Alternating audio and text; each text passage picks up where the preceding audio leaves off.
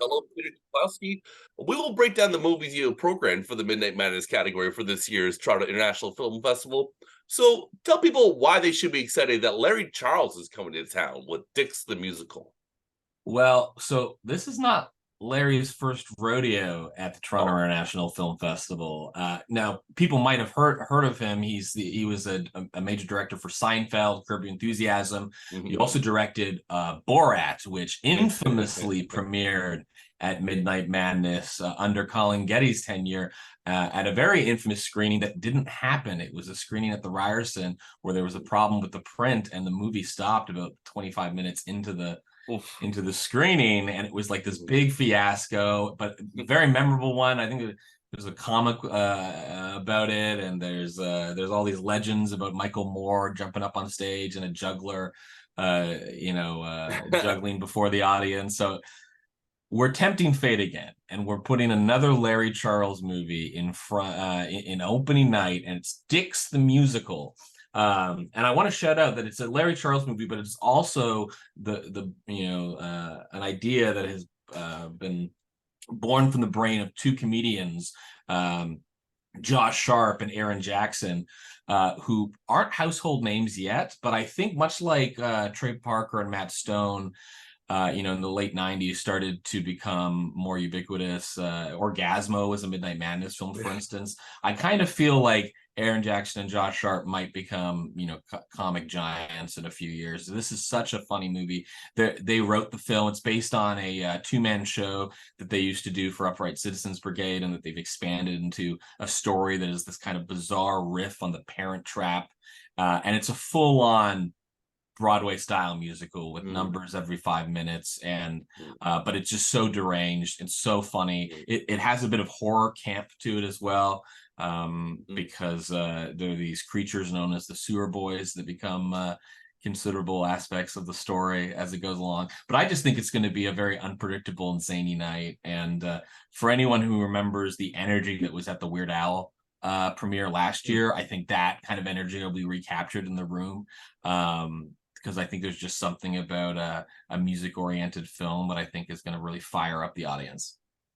All right. Well, back in 2018, I enjoyed the Midnight Madness movie called The Man Who Feels No Pain.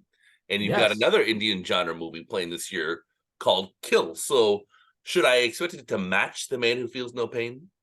It's very different tone, Okay. but I mean the martial arts certainly, and in fact, I think martial art fans should be very excited. I think this year in general, for anyone who has complained I haven't played enough martial art films, I have actually like multiple martial art films this year, and so Nice.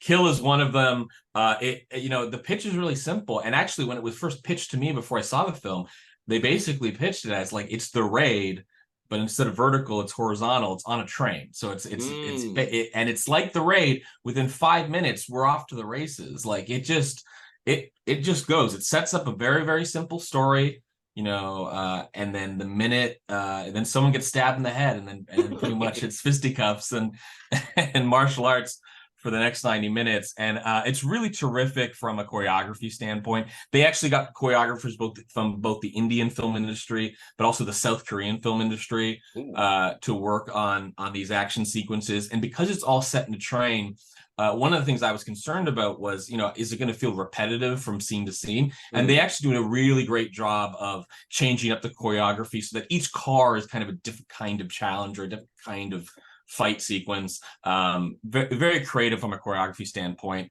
And that's followed up with the next day with Boy Kills World, another martial arts movie. This one, though, Nice. produced by Sam Raimi, Damn. who will be coming to the He will be festival now. coming. Yeah, yeah, Whoa. that's going to be pretty exciting. That's what they've told me at least. So I'm pretty excited about that, because Sam Raimi I don't believe has ever come to Midnight Madness at the very least, and That much is less I don't. madness. Yeah, right there. So, but this is a different kind of martial arts movie. It's still got incredible choreography, but it's more of a comic book martial arts. So it's much more. Whereas Kill is, I think, very like pragmatic use of martial arts. It's all in like close quarters combat. It's all utilizing the environment around you.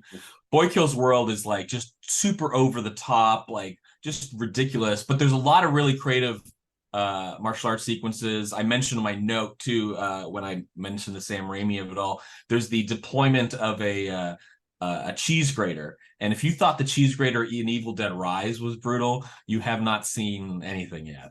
And And I do want to just do a shout out too that for martial art fans, there's a martial arts film outside of Midnight called 100 Yards by Zhu Hofang, who did okay, films like The Final Master or The Sword Identity. And it's a more regal Shaw Brothers style martial arts film, which is why I didn't put it at Midnight, because it's just a little, like, it's a little bit more regal and sure. stoic.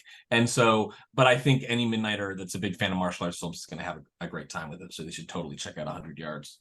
Ooh, okay, I'll put that on the list. And Boy Kills World stars Bill Skarsgård, and Oh he's man. he's captivating. People will Yeah, he's actually what really impressed me. First of all, he's just absolutely shredded.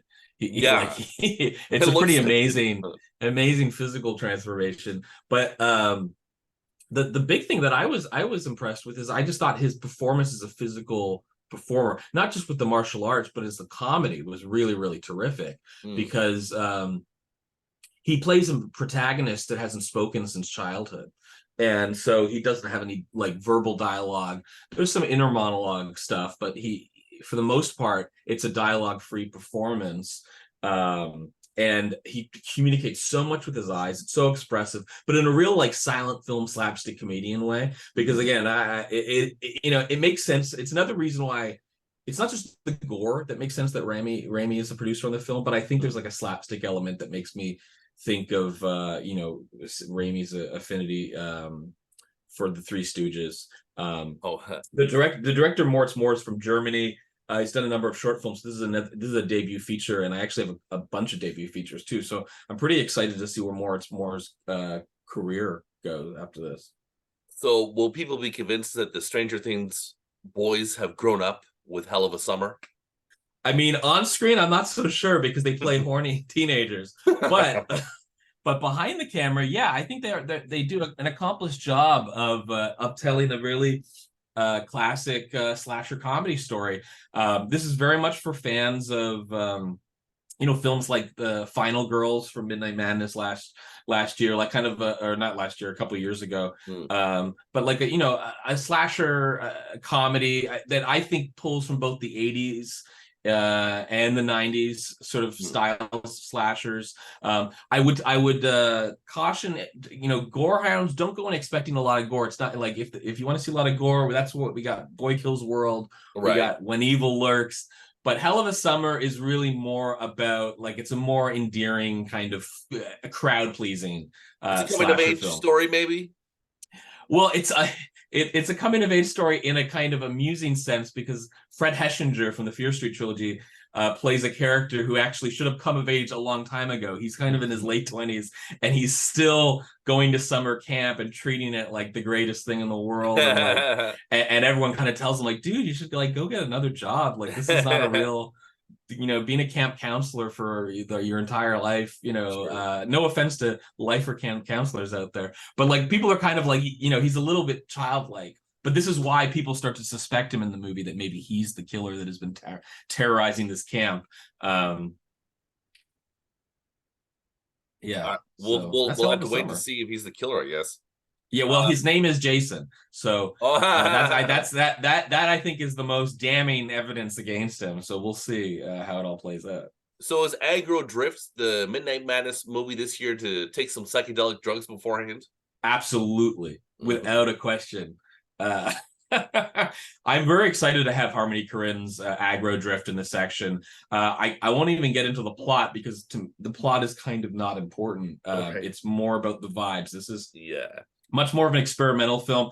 It's it's not very different from his last two films, but it's certainly less interested in telling a sort of a conventional story. Though there is one sort of baked in there, and there is an emotional coherence to the film at the same time. But it's very, in a recent interview, Harmony said that he was actually setting out to try and not make a movie. And I don't think he succeeded. It's certainly a movie, but it Right. is a very different kind of movie, and it's definitely a midnight film in the tradition of, say, Lynch's Eraserhead or Jodorowsky's The Holy Mountain, in the sense that it's not necessarily following a straight line path of a genre film story, despite it occupying kind of the framework of a genre film. It's about an assassin who's got a target that has to kill someone.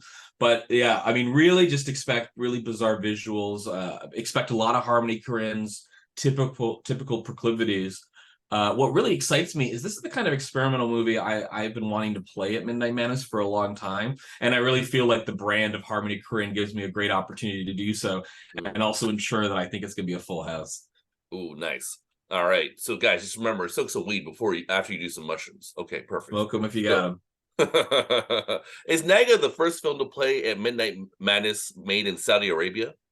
It is. It's Yeah. actually one of two films in the lineup that is the first time that this section is representative of those countries. Both Naga and Working Class Go to Hell All are right, first, because right. Working Class Go to Hell is the first time we've had a Serbian film, Mm, if not even a film from the Balkans in Midnight Madness. But let's talk about Naga first. I yeah. really love this movie. I think this is such an incredible debut. I Mm, have to big shout out to Natalia Hunter Young, who actually is a colleague of mine at TIFF, and she saw this film in the submissions pile, and she didn't keep it for herself. She was instead like, Peter, you got to see this. You got to see this movie. I think it'd be perfect for midnight. And she was right. I've been telling a lot of people that sometimes what I look for in a good Midnight Madness film is, a first 5 minutes that is just going to like slap the audience. And this is a really this movie grabbed me from go. It starts off with just a really shocking sequence that I wasn't expecting, that immediately pulled me into the story and kind of had me interested in terms of how that opening sequence would affect the rest of the film. Don't want to spoil anything, but what I will say is it's the story of a young girl who goes out on a date that goes wrong, and it's a date that she's kept secret from her strict father, oh, who has told her that she needs to be home by 10 p.m. ooh, pretty And early. yeah, and it's yeah, it's early for a Midnight Madness fan, that's for sure. Um, Anyway, so she ends up going on this date. It comes completely wrong. She ends up stuck in the middle of the desert, and there's a rabid camel trying to eat her, and that's only one of the many obstacles that she ends up facing on this really perilous night. I've compared the film to Martin Scorsese's After Hours. I've compared it to the Oh Safdie's wow. Good Time. It's one of those like one crazy night movies, and Yeah. there's just so much style to the filmmaking, so much wit. I really think Michelle Alcazar is going to be a huge filmmaker and sought after filmmaker. I just think this is such a cool movie. All right. And so since you mentioned it, tell me about the class struggle angle we get in Working Class Goes to Hell. I love how timely this is. The idea of a labor union that Right. is frustrated with their employers, and Mm, yeah, the best aspect of this movie is really just the simplicity of the hook. A labor union is very frustrated with its employees and has not received reparations in multiple years. They're now facing the fact that the courts are no longer on their side, that the court of public opinion is not even on their side either at this point, and so they feel like they've tried everything. They're ready to give up. They're ready to take measly settlements that don't give them what they actually want. But then someone in the group says, well, we've never tried Satanism. uh-huh. And even Uh, though these are all God-fearing, God-fearing unionists right, right, in right, right. rural Serbia, Mm. they go to church on Sunday. They all strip down naked. They grab a chicken. They start making some blood sacrifices to see if that's going to improve their lot in life. And strange things start happening. Some people feel like, oh, maybe my life is getting better, but how much of this is a placebo effect? How much of this is actually maybe something truly related to the dark arts? There's been a mysterious person wandering around the community. People have been ending up dead. What's going on? This is very much a vanguard film too, though. I want to stress that it's a real intersection of genre and art house. It's definitely more. It's not like it's definitely, don't expect like an Evil Dead scenario where Yeah, like right, they've right, right. summoned monsters and stuff like that. It's very much a class satire, but it's very funny. The performances are great, and I always like to change it up on midnight, not have the same kind of experience every night. And I think like the first couple nights are going to be so adrenaline heavy that I think we're all going to need a movie that moves at a little different pace, but I think is full of shocking imagery and very funny imagery too.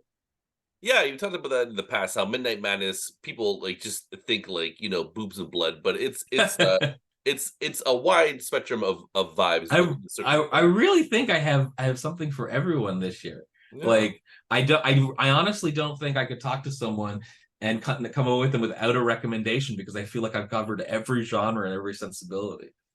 Alright, and so we brought up the Satanist people, shout out to the Satanists out there. Tell me a little Yeah, bit about the Satanic Panic, just a little capsule thing, and how it ties in with, When Evil Lurks.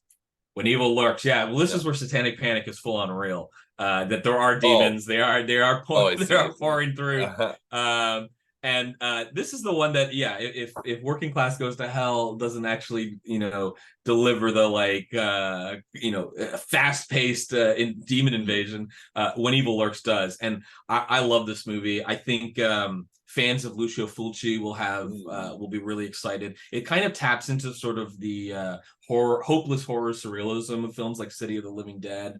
Love it. I was also reminded of films like Who Could Kill a Child. Like this is a movie that Right. just has some real shocking, taboo breaking horror scenes in the film, and it's a great premise. It takes place in sort of an implied not too distant future where like the Catholic Church has basically collapsed because Mm. possessions are things that happened and the church is unable to help. It's not actually like it doesn't work. But there are people out there that are said to be exorcists and that help exorcise demons. And it's about two brothers that stumble upon a possessed person and don't know how to properly exercise them. So they just kind of like dump him on the outskirts of town. But that actually is the worst thing you can do because he's so rotted with the devil and evil that he's starting to infect other people like a zombie virus. And so, like a zombie movie, you're experiencing a possession that is actually spreading through this rural community as these two brothers have to, clean up their mess and find an exorcist that can actually resolve this problem. And it's just, yeah, like I said before, really shocking gore. There's one sequence in this film that is just going to suck the air out of the room. Like I haven't. It's such a hardcore. It goes so hardcore in this one moment in a way that I can see some people like getting up or putting their hands over their eyes. Really really stoked to see how this plays to the midnight crowd. Hopefully, you get a depraved laugh too. Yeah, I think yeah, it's true. Just It's one true. You're guy. right. You're right. There'll be the one guy with that depraved laugh. It's not gonna be you, Michael. I don't know. We'll see. We'll see. I don't know. You never know. Never say never. So, does the movie Sleep continue the recent excellence achieved in cinema seen in South Korea? Yes, absolutely, and with good reason. Jason Yu, the director, actually worked under Bong Joon-ho on Okja as an assistant director, and so this is his first feature, and it's just a one of the reasons why I wanted to feature it at the festival is I was just really impressed with Jason's direction. It's really great storytelling. It's very simple, very clear, and it's so economic too. Like I mean, oftentimes with South Korean genre movies, they're pushing 2 hours, and this is it does everything. There's not a wasted moment in this film, as it tells the story of a newlywed couple who are just trying to make a go of it in their new apartment, and the wife is pregnant and a baby's on the way. But the husband starts developing a sleep disorder. He starts sleepwalking, but and initially it's just like this is just a medical disorder, and they go to a doctor and they get some recommendation how they can resolve it. But then the wife's mother, who's a bit more paranoid, brings over a shaman who confirms that no, this is not a sleep disorder. There might be something supernatural going on, and maybe your husband isn't who he says he is anymore. Maybe, and so if there is a theme actually this year, just come to think of it, I do have a couple possession movies Yeah, like it seems like between. it. I'm getting that sense. Yeah, the back half of this movie is real possession oriented. But so maybe that's the new zeitgeist going on. Well, All these it's kind of possession films. perfect, with William Friedkin dead. Yes, Shout out yeah, to William yeah. Friedkin. R.I.P. R.I.P. Um, Midnight but Madness 2023 dedicated to William Friedkin. yeah, it should be. I don't know. Um, but yeah, so it's just a really great suspense storytelling. This is definitely more psychological horror where you're Mm. never quite sure just how supernatural the scenario is and how much is in a character's head. But Jason does a terrific job in making all of it scary and really putting you on your edge and making it a really unpredictable experience. And it goes pretty hardcore in the climax too. Not to give anything away, but there's moments of violence that will get people to also sort of wince and react in the ways that you enjoy when watching a great horror movie. Yeah, violence is fun in movies. So now let's talk about the closing film, Riddle of Fire. Why did you choose this one to close out Midnight Well, Madness? I did say that I have a movie for everybody. And look, I have a movie for families. This is a family movie Oh in my many god. ways. It's called Riddle of Fire by Weston Rizzulli. I saw this film at Directors Fortnight Oh at the wow. Cannes Film Festival. Yeah, you do that. And I was just blown away. It was not on my radar at all. This Hmm. is I've described it as like Wes Anderson's Gummo, because Oh, it's sort of about just three kids in a rural area just kind of having fun. The basic hook is they want to play a video game. There's a password on their TV. They ask their mom for the password, and their mom says, "Not until you bring a blueberry pie home from the bakery." The rest of this movie is just a madcap adventure to get this blueberry pie, oh my and god. and while there's nothing necessarily like I wouldn't, in it that Hmm. I wouldn't expose to kids, it has just such a Right. bizarre energy. Hmm. It feels like it kind of feels like a 1970s kids movie like Jacob Tutu and the Hooded Fang. Um, it has a bit of like Amblin energy to it, Mm. where the kids are getting themselves into increasing danger. The performances are so odd. The three kids are not professional actors in the set in and delivering their lines in a very professional sense. It almost feels like you're watching some kind of um ambitious home movie, but I think that makes it like all the more charming. There's a show-stopping Yeah. dance number at one point. There's like subtle special effects. The whole thing is shot in 16 millimeter, that just looks incredible. And actually I Hmm. can confirm we will be showing the second screening of the film, not the midnight screening, but the second screening of the film will actually be presented in 35 millimeter. Baboo. Yeah, And so where will that be? At Scotiabank? that that'll be at the Lightbox. Baboo. Yeah, Uh, very, very cool. That's all I have to say about that. And for So, more of but your musings, both nights should be great. Like honestly, yeah. I kind of want to watch the movie twice. Like, and when I saw it in Director's Fortnight, I wanted to see it again because it just is good vibes. And I did that last year with Vibes. Leonore Will Never Die, where I ended Right. Midnight Madness with like a good vibe midnight movie. This is again a case of like let's end the festival with just great vibes. And for more of your terse movie reviews, people can follow you on Twitter. Yes, Peter Kapow. For now, I'll be moving to Yeah. Blue Sky at some point, but it's Peter Kapow on there as well, Wait, to and then what? also on Where are you going? Blue Sky. It's just another social media platform. Oh, I just feel like you're Twitter doing the is, Twitter exit thing. well, it's just Yeah. less and less useful these days. I just find my Mm. feed is just with people I don't follow, and yeah, It's like 4chan meets World Star. Getting too a much of little that vibe. bit. But I'm also on Instagram, and actually, Oh, nice.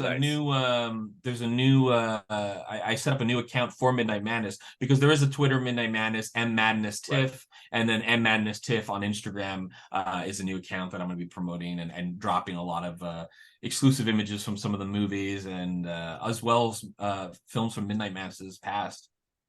Yeah, today, what's the date? August 23rd. 23rd.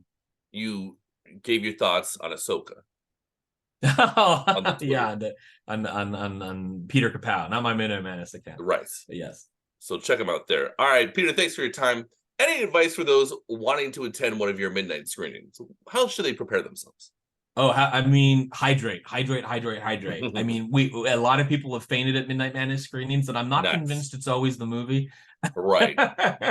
Though there is seem to be a common denominator that if a French woman is directing, be warned, you might faint, because that always what seems to be the case. But I really do think it's hydration, especially if you've been seeing multiple movies a day. You want to stay hydrated for the screening. The other thing I would say too is show up early, even with the assigned seating at the Rat, as I call it, the Royal Ox Theater. Mm. We're going to be playing fun playlists. Sometimes we have fun stuff happening on stage before the movie starts. And also, this is just a great opportunity to make friends, either in the Yeah. line or with the person you end up sitting beside. Because that's what Midnight Madness is all about. It's all about the community. So get to know your neighbor Yeah. and get ready for a raucous time. I will just push back on being hydrated for aggro drifts. I encourage you to take psychedelic drugs. And water. Have a bottle of water with you. You'll need it because you'll get all uh Okay, that's what you say. you get the dry mouth.